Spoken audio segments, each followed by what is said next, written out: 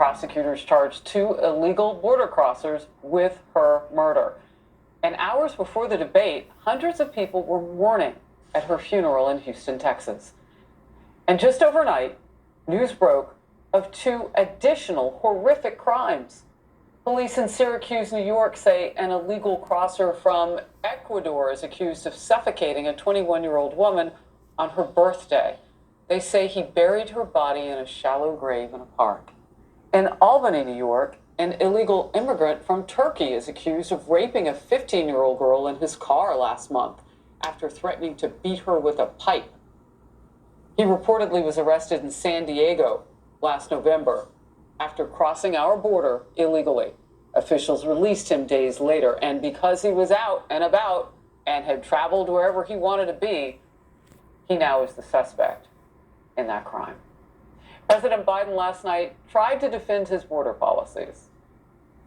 I've changed it in the way that now you're in a situation where there are 40% fewer people coming across the border illegally.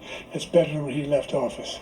And I'm going to continue to move until we get the total ban on the total initiative relative to what we're going to do with more border patrol and more asylum officers.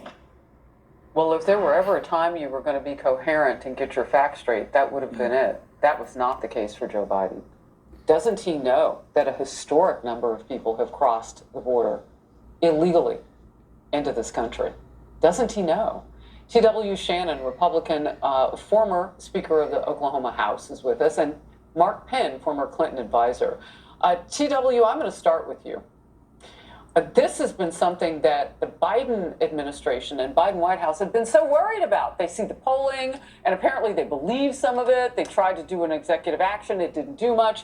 He's been trying to move. Mass amnesty was something that he tried here recently. He knows he's in trouble on this issue, but he's putting Band-Aids in wrong ways on the wrong stuff.